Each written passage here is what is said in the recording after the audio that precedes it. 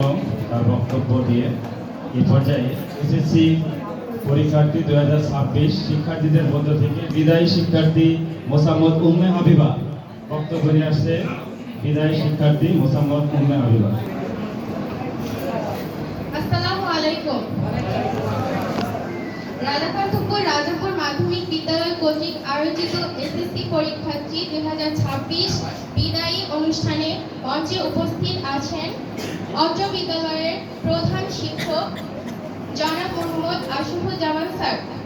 আহ্বায়ক হিসেবে উপস্থিত আছেন সহকারী শিক্ষিকা মোসাম্মদ পারভীন আরা মিতা এবং সভাপতিত্ব করছেন জনাব মোহাম্মদ আলমগীর কবির স্যার। যেতে হবে বহুদূর, তাই এই ছেঁড়া বাঁধন, বিরহ ব্যথানুর মনে চেয়েছি হাসি আর কাঁদন।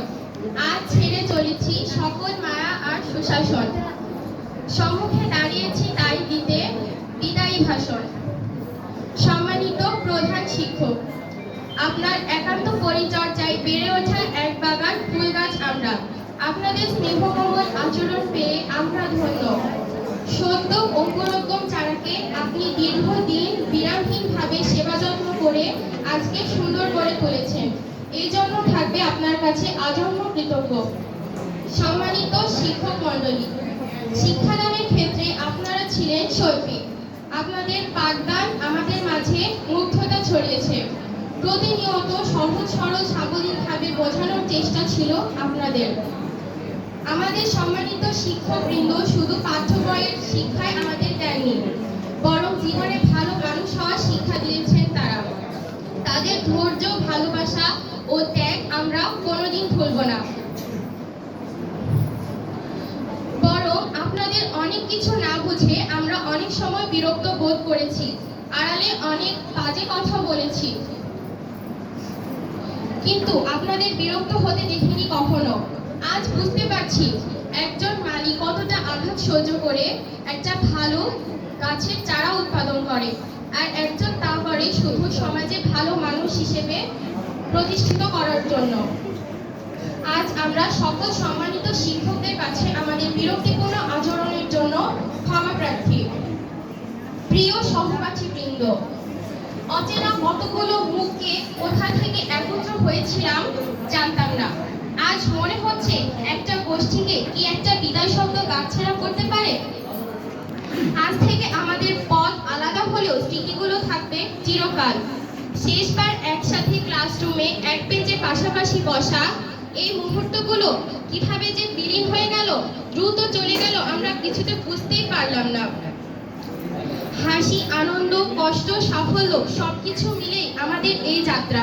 প্রচলিত একটা গানের কয়েক লাইন মনের ভেতর যাই গুনগুন করছে।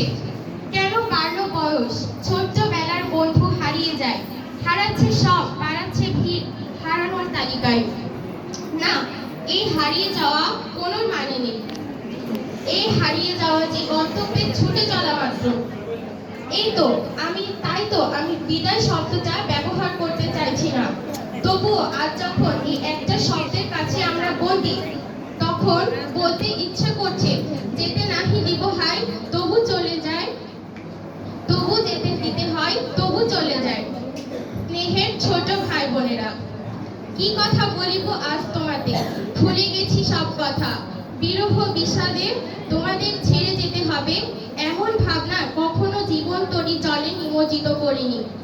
ভেবেছিলাম সৈয়দ শামসুল হকের মতো একসাথে আছি, একসাথে বাঁচি, আজও একসাথেই থাকবো।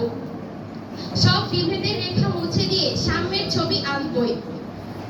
আজ অপূর্ণ থেকে গেল ইচ্ছাটি, সাম্যের ছবি আঁকার নয়, একসাথে থাকার ইচ্ছা। চলার পথে দীর্ঘ পথ চলা যখন, তখন তো ছোটখাটো ভুল ত্রুটি হবে।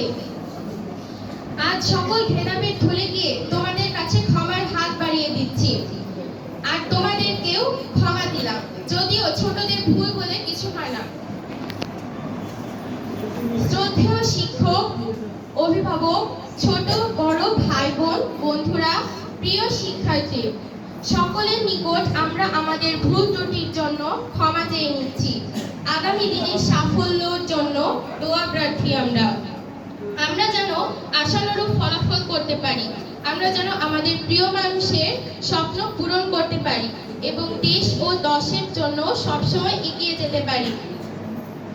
সকলকে জানাই আমার বিদায়ী সালাম। আসসালামু আলাইকুম।